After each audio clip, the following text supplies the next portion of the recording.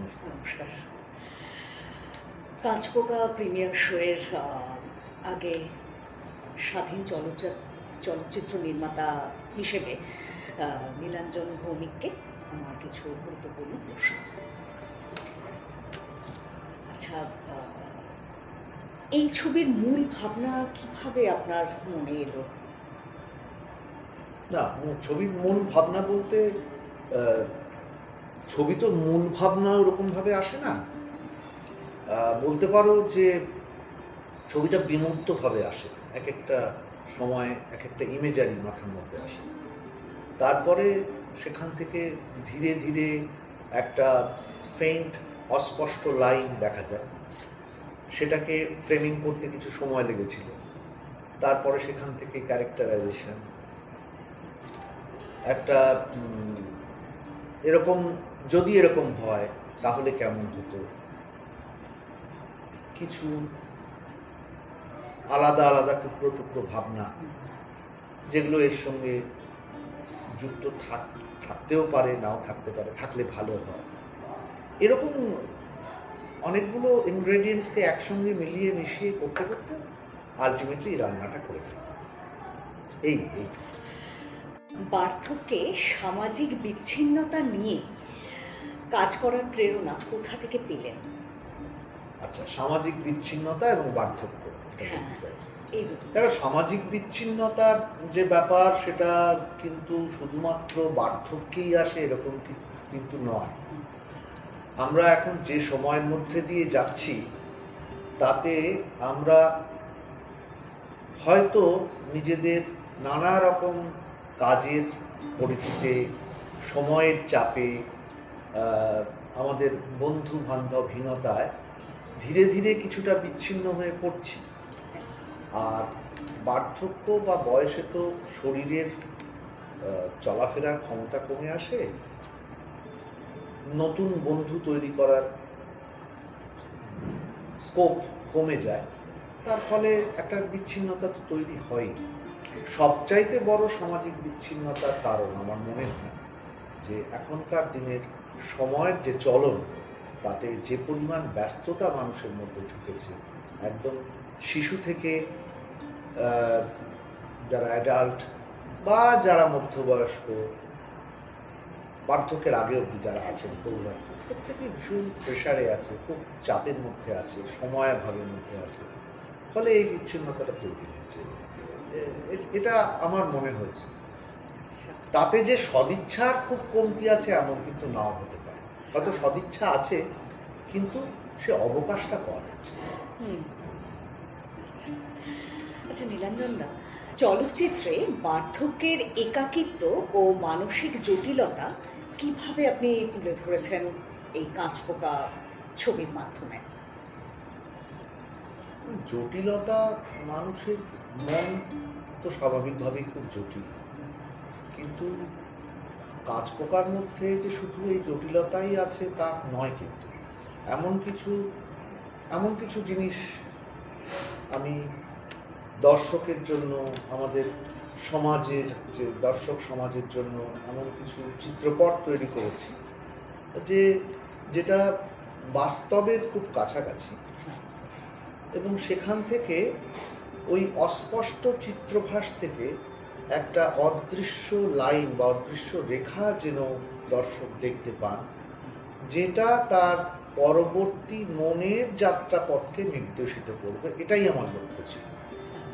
আর definitely চেষ্টা করেছি আমার বক্তব্যকে নানা দৃশ্যের মাধ্যমে, ডায়ালগের মাধ্যমে, চরিত্রের মাধ্যমে, সামাজিক অবস্থানের মাধ্যমে, চরিত্র চিত্রণ এবং যে সামাজিক দৃশ্যপট সেগুলো বিবৃত করার মাধ্যমে দর্শকের কাছে পৌঁছে দেওয়ার চেষ্টা করেছি।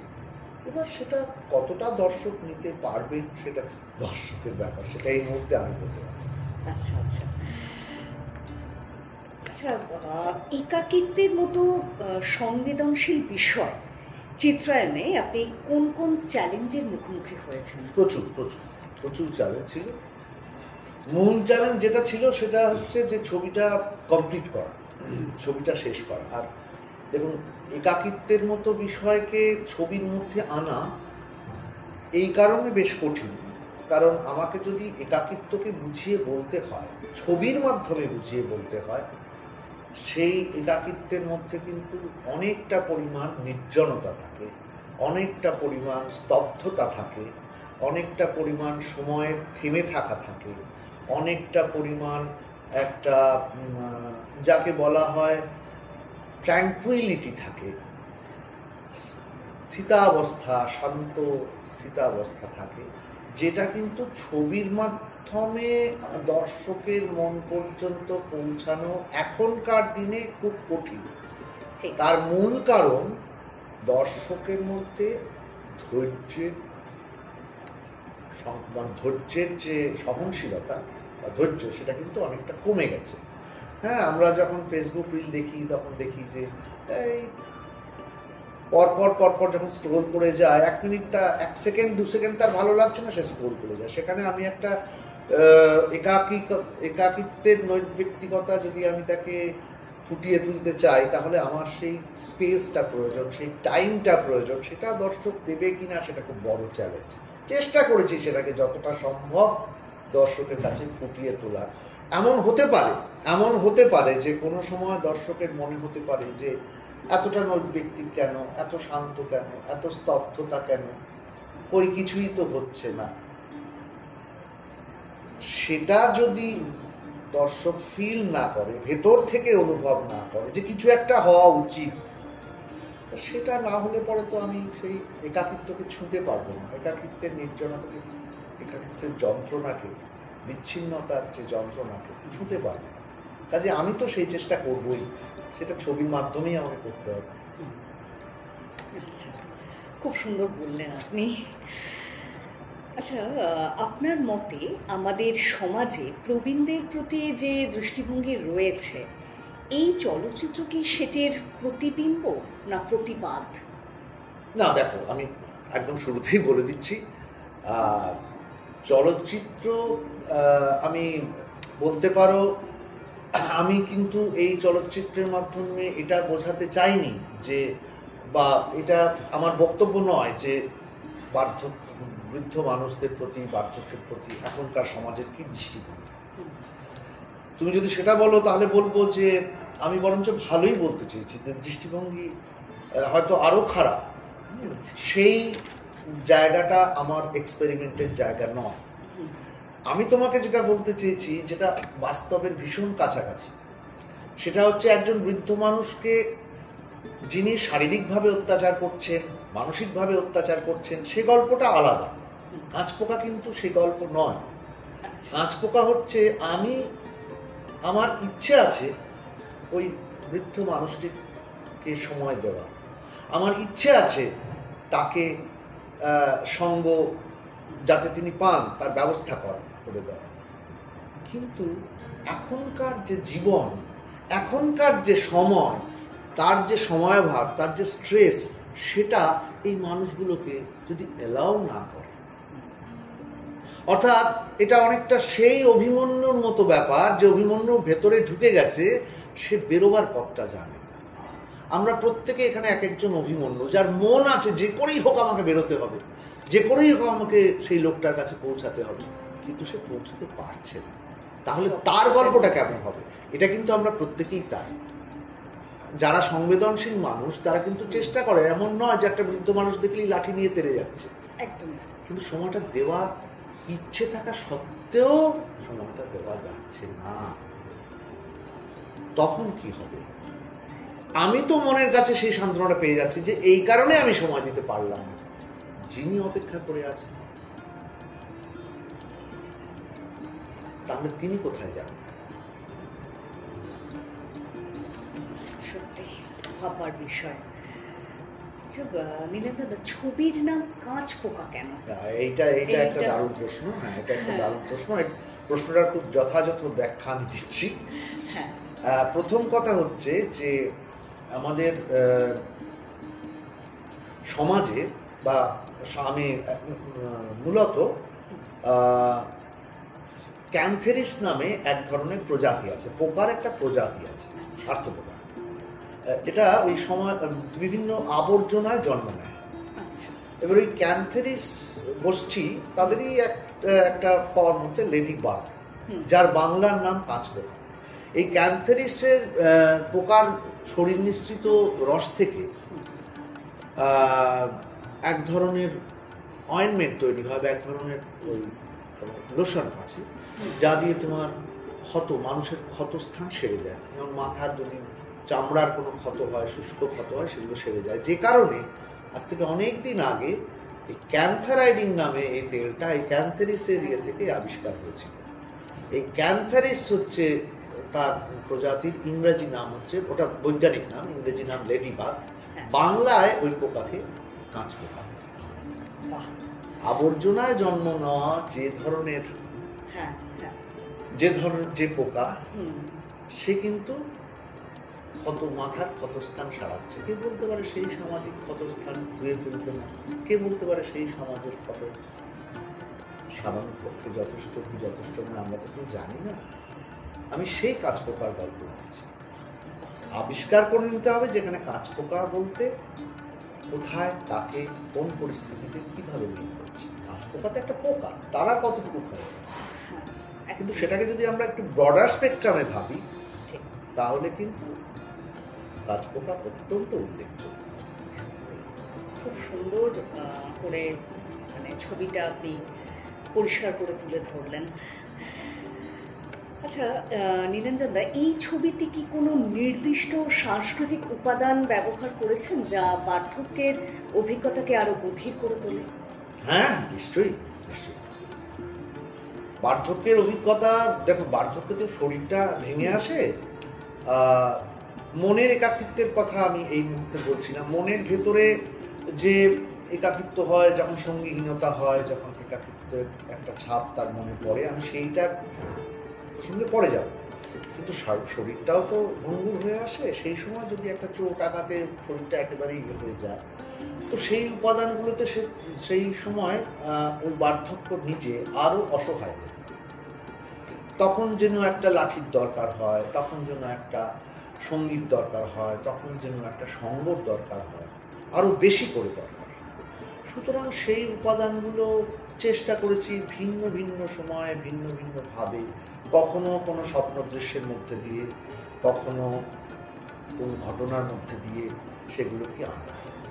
কিন্তু আলটিমেটলি আমি এর মধ্যে দিয়ে একটা কোনো বার্তা দিতে চেয়েছি যে যাতে এই যে সমস্যার কথা, যে সত্যের কথা ছবির মধ্যে দিয়ে উঠে এসেছে, সেখানে যেটা আলটিমেটলি একটা পজিটিভ নোট কোনো একটা জায়গায় যেন দেখা যাচ্ছে, একটা রূপলি রেখা যেন দেখা যাচ্ছে। আপনার অভিনেতাদের সঙ্গে কাজ করার অভিজ্ঞতা কেমন ছিল? একটু শেয়ার করেন আমাদের সাথে। অভিনেতাদের সঙ্গে কাজ করার অভিজ্ঞতা আমি মিশ্রই বলবো, এবং মিশ্র এই কারণে বলছি যে সব সময় যে সব ক্ষেত্রে আমি যেরকমটা চেয়েছি ঠিক সেরকম অভিনয় পেয়েছি তা নয়। প্রত্যেকেই তো তার ক্ষমতা অনুসারে অভিনয় করেছে। কিন্তু একথা আমি নিশ্চিতভাবে বলতে পারি, সময় যত, এটা কিন্তু অনেক দীর্ঘদিন ধরে কাজটা হয়েছে। তার মূল কারণ অনেকগুলো ছিল। আমাদের কাজে বিভিন্ন বাধা পড়েছে। তো এই যে টাইম গ্যাপগুলো হয়েছে, তাতে অনেকে ভুলে গেছে, অনেকের জায়গায় মনে হয়েছে যে বোধহয় ছবিটা আর হবে না। তো যাই হোক, শেষ অবধি যখন ছবিটা এসেছে, যত সময় গেছে, এই মানুষগুলো যারা এই ছবির সঙ্গে, এটা একটা স্বল্পদৈর্ঘ্যের ছবি হলেও ইন্ডিপেন্ডেন্ট ফিল্মের মধ্যে এখানে অভিনয় অনেকে কিন্তু ইনভলভ। তাঁরা কিন্তু যত সময় গেছে, যত এই ছবিটার সঙ্গে সারা সম্পৃক্ত হয়েছেন, আমি এটা লক্ষ্য করেছি, তারা কিন্তু ধীরে ধীরে ছবিটার মধ্যে ঢুকেছে, চরিত্রের মধ্যে ঢুকেছে। যত ঢুকেছে তত বেশি অভিনয়টা প্রাঞ্জল হয়ে উঠেছে, বাংময় হয়ে উঠেছে। সেটা নিশ্চিতভাবে স্বীকার করতে হবে। আচ্ছা নীলাঞ্জন দা, কিভাবে আপনি তাদের কাছ থেকে চরিত্রের গভীরতা তুলে এনেছেন? মানে হয় না যে একটা চরিত্রকে আমরা ওয়ার্কশপ করেছি, 2-3টে ওয়ার্কশপ করেছি। ওয়ার্কশপেই যে সবকিছু হয়েছে তা নয়, কিন্তু এই ওয়ার্কশপের মধ্যে দিয়ে পরবর্তী ক্ষেত্রে আমরা যখন এখানে শিশু শিল্পী আছে, বয়স্ক শিল্পী আছেন, আবার কম বয়সীরাও আছেন। এদের সকলের সঙ্গেই আমরা যখন অভিনয়টা তৈরি করছিলাম বা কাজটা যখন করছিলাম ওয়ার্কশপের মধ্যে, তখন আমি অনেকটাই পেয়ে গেছি, নাহলে আমরা ছবিতে অ্যাটেম্পটই করতাম। কিন্তু এটা আমি নিশ্চিতভাবেই বলতে পারি, সময়ের সঙ্গে সঙ্গে এরা প্রত্যেকেই ওই চরিত্রের মতো করে নিজেদেরকে করে নিতে পেরেছে। আমার কৃতিত্ব সেইটুকুই যে তার মনের মধ্যে ওই চরিত্রটা ঢুকিয়ে দেওয়া। তারপরে সে যখন অভিনয়টা করছে তখন সবটাই যে আমার দেখিয়ে দেওয়া পথে করছে এমন নয়, সে নিজের মতো করেই করেছে। সেটা আমার ভালো লেগেছে, সেটা আমার খুব বড় প্রাপ্তি। চলচ্চিত্রের নিঃসঙ্গতা প্রকাশে আপনি কি নীরবতা, ফ্রেমের ফাঁকা জায়গা বা প্রতীকী চিত্র ব্যবহার করেছেন? একদম একদম একদম একদম নীরবতা, ফ্রেমের ফাঁকা জায়গা, নিস্তব্ধতা, কিছু ছোট ছোট চিত্র সমাহার,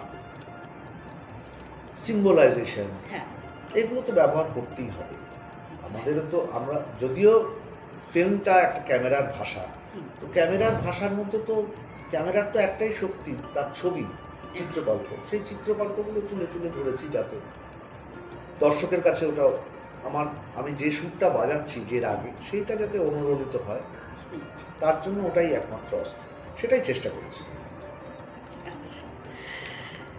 এই ছবি দেখে দর্শক কি অনুভব করবেন বলে আপনি আশা করছেন? এইটা আমার পক্ষে বলা খুব মুশকিল যে তারা কি অনুভব করবেন। তারা আমাকে ইট পাথরও মারতে পারেন, আর আবার হাততালিও দিতে পারেন, সাধুবাদও জানাতে পারেন, খুব খারাপ ধরনের সমালোচনাও করতে পারেন। কারণ দেখুন, এখনকার দিনে না মানুষ, আমি যেটা বলতে চাই সেটা হচ্ছে যে এখনকার দিনে মানুষ ঠিক কিভাবে রিয়্যাক্ট করবে সেটা না আগে থেকে বোঝা যায়, আর মানুষ অত চিন্তা ভাবনা করে রিয়্যাক্টও করে না। এবার আপনি যদি মানুষের সেই যা তারা রিয়্যাক্ট করে যা বললেন তাকে যদি ততটা গুরুত্ব দেন, তাহলে পরে কিন্তু আমাদের মতো ক্রিয়েটিভ তো সবাই ইন্ডিপেন্ডেন্ট ফিল্ম মেকারদের খুব অসুবিধা, কারণ আমরা কিন্তু ডিরেক্টরসের পার্টটা বলছি, আমাদের কথাটা বলছি।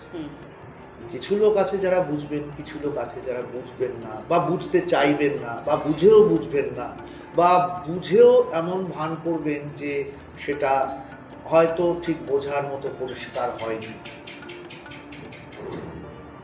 এই পার্টিকুলার জায়গাতে আমার এটুকুই বলা যে আমরা সৃষ্টি করার সময় চেষ্টা করেছি যত সম্ভব মানুষের বোঝার মতো বিষয়টা হয়, যত সম্ভব মানুষের কাছে বিষয়টা পৌঁছে দেওয়া যায় এই পর্যন্ত। তারপরে দর্শক কিভাবে রিয়্যাক্ট করবে, আমি আশা করব দর্শক ভালোভাবে রিয়্যাক্ট করবে। তবে যদি এরকম শুনি, যদি গঠনমূলক সমালোচনা শুনি, নিশ্চিতভাবেই সেরকম জায়গা প্রচুর আছে, কারণ ত্রুটিহীন শিল্প হয় না। একটা কাজ করতে গেলে আমারও এখন মনে হয় যে এই জায়গায় হলে ভালো হতো। গঠনমূলক সমালোচনা যদি আসে, নতমস্তকে সেটা স্বীকার করব, এই ব্যাপারে আমার এতটুকু কোনো বিচ্যুতি হবে। আপনি তাদের মধ্যে মানে কি পরিবর্তন আনতে চাইছেন? মানে যে ধরনের মানুষ বিবেচনাহীন বা কোনো কিছু ভাবছে না বা ভাবার সময় নেই, মানে আপনার এই কাঁচপোকা ছবিটি তাদের কাছে কি পরিবর্তন আনবে? তাদের চিন্তা ভাবনার পরিসরের যে পরিবর্তন, সেটা না, পরিবর্তন আসবে এই আশা যদি আমি থাকি তাহলে হয়তো ভুল হবে। মানে পরিবর্তন করা এত সহজ ব্যাপার নয়। আমরা তো দেখলাম যে পরিবর্তন করার চেষ্টা করলাম, পরিবর্তন কেন, একটা সামান্য একটা অন্যায়ের প্রতিকার চেয়েছিলাম, সেটাই হয় না আমাদের সমাজে। সুতরাং ওভাবে তো পরিবর্তন আনা যায় না। কিন্তু মানুষের মনে একটা খটকা লাগতে পারে, বা মানুষের মনে এরকম মনে হতে পারে যে আচ্ছা এই জিনিসটা তো ভাবিনি, এই জিনিসটা তো এমন করে ভাবিনি,